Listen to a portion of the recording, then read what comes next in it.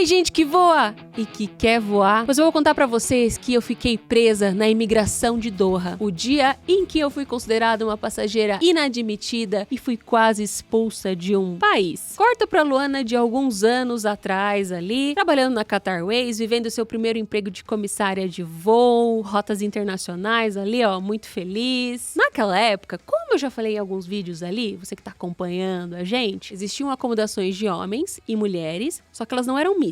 O menino morava com o menino, menina morava com menina. E os prédios também eram separados. Então, assim, você não tinha um vizinho, garoto, morando ali do seu ladinho, não. O prédio era só de mulheres. E existia um horário de visitas para você receber as pessoas na sua casa. Então, por exemplo, lá das 7 da manhã até as 10 da noite, você podia receber visitas. Depois disso, ó, todo mundo tinha que ir embora. Mas também, além desse horário de visitação, a gente tinha o famoso curfew, que era o horário de toque de recolher, que era mesmo na sua folga, até as 3 da manhã você tinha que estar ali, ó, na sua casa. Passado esse horário, você ia ter problemas sérios com a companhia. Foi exonerado do cargo, seu departamento deu uma reduzida, você não é mais operacional. Se a gente quisesse ter uma vida social, era mais fácil a gente sair de Doha pra poder ficar na rua a horário que a gente quisesse, né? Mesmo que você tentasse aprontar uma coisa lá, ó, na sua acomodação, trazer alguém, alguma coisa, os seguranças estavam de olho na gente o tempo inteiro. Sair, arranjar um namorado, dar aquelas bitoquinhas, ir pra uns dates, era uma coisa assim bem difícil de equilibrar. Eu já ouvi coisa de gente que trouxe namoradinho escondido,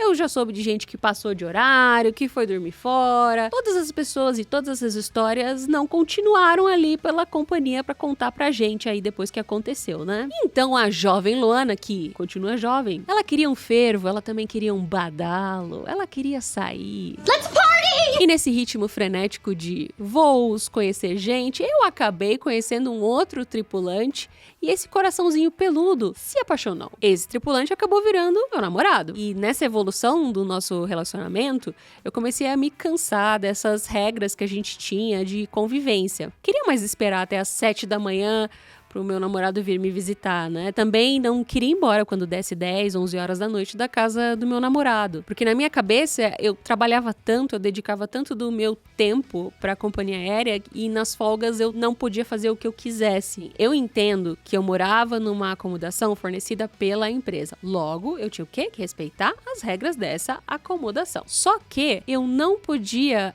pedir pra sair dessa acomodação. Por exemplo, alugar um apartamento só pra mim. Dentro das regras da empresa, eu tinha que estar casada pra poder fazer isso, né? E também tinha aquela outra regrinha da empresa que eu tinha que esperar uns 5 anos pra pedir permissão pra poder me casar. Pedir permissão, né? Não significa que eu ia conseguir. É aquele ditado, vamos fazer o quê? Estranho você imaginar que você precisa pedir permissão pro seu trabalho pra casar com alguém, né? Então, nessa coisa de ficar um pouco angustiado com a situação da gente, de ficar incomodado, a gente resolveu procurar trabalho em outra companhia aérea, que foi que eu conheci a nossa querida Etihad. Sim, gente, essa era uma das razões de eu ter mudado para outra companhia aérea. Daí nós aplicamos para esse processo seletivo, né? Cada um fez lá num dia diferente. Só que qual foi o grande plot twist nessa história? Meus amiguinhos, é que eu passei e ele não. Oh, não. Ou seja, o plano era os dois irem embora ao mesmo tempo e morar em Abu Dhabi e tentar viver uma vida com um relacionamento mais normal ali. E aí eu fiquei num baita de um impasse, né?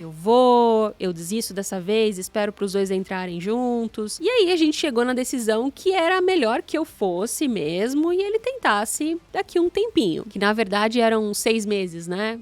Acho que até hoje é mais ou menos assim, né? Você aplica, não passa, dá uns 6 meses, você já tenta de novo. Então lá fui eu pra Abu Dhabi, cumpri direitinho meu aviso prévio ali de 1 mês. Fui ainda pro Brasil, tirei uns dias de férias antes de começar o meu treinamento na Etihad. Aliás, nada muito novo, né? Fui pra Abu Dhabi, conheci as minhas flatmates lá, que eram muito queridas, comecei o meu treinamento, até que, com a distância, esse meu relacionamento meio que entrou numa crise, né? Aquela coisa normal de, nossa, tô com saudade, não consigo ver essa pessoa, tô hiper ocupada, porque essa rotina de estudos, quando a gente tá fazendo nosso treinamento, é muito puxada, e a gente ainda tava num sistema que a gente não conseguia pedir folgas juntos, né? Eu tava em treinamento, ou seja, não pedia folga, e ele necessariamente não conseguia as folgas que ele pedia sempre. Mas Finalmente eu terminei o meu treinamento, comecei a voar e aí sim eu já estava dentro de um prazo em que eu podia pedir o meu benefício viagem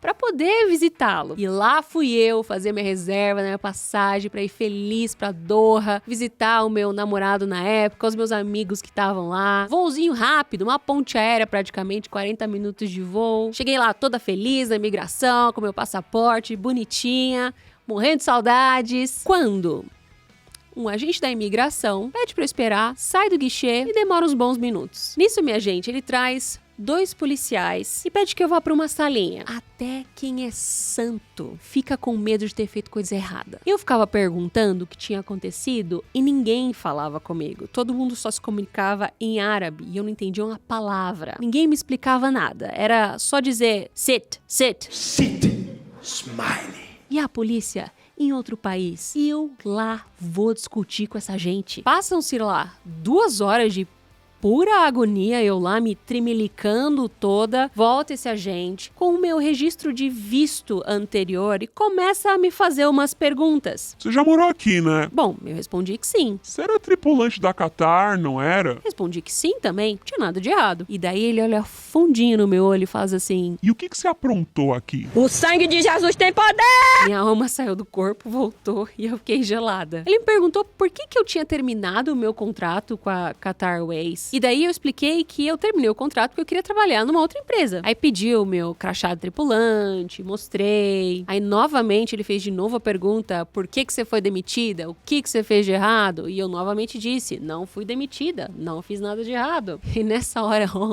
nem o Wi-Fi passava, gente. Mas naquele meu último resquício, assim, ó, naquele pedacinho de coragem, eu fui lá e perguntei: olha, gente, eu não tô entendendo o que tá acontecendo. Eu realmente trabalhei nessa companhia aérea, eu pedi as minhas contas, cumpri o meu aviso, voltei pra cá pra visitar os meus amigos.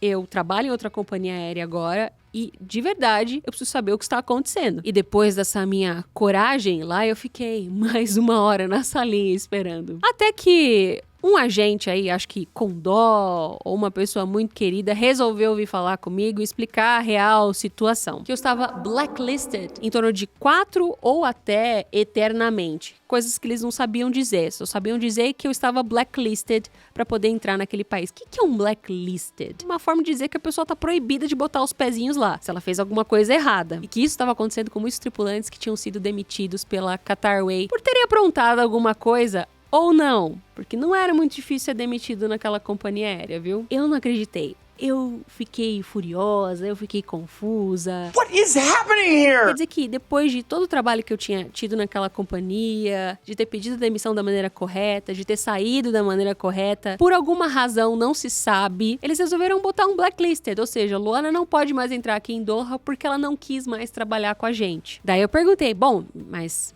o que vai acontecer comigo, né? Ele disse: tudo bem, eu vou ter que mandar você de volta. Nesse meio tempo, eu consegui usar o meu telefone, consegui avisar as pessoas, né, que já estavam mortas de preocupação comigo, me esperando, e dizer que realmente eu tava blacklisted e eu tinha que voltar. Mais umas horinhas de espera e lá veio o tombo, porque já tava ruim, mas tava pra piorar. O agente disse pra mim que eu tinha que voltar pro Brasil. Eu falei: o quê? Eu moro em Abu Dhabi. Você não pode mandar 15 horas agora pro Brasil. Ele falou: não, mas o seu passaporte é brasileiro.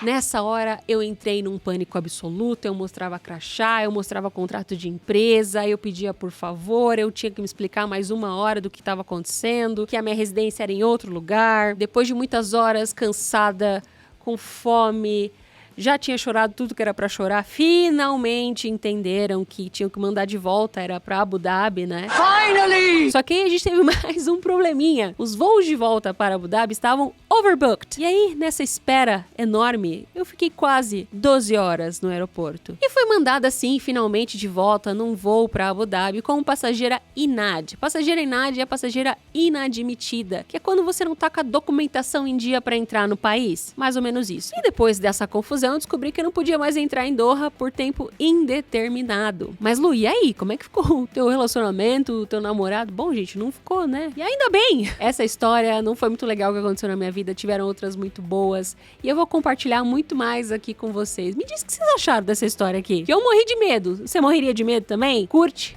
compartilha e até mais.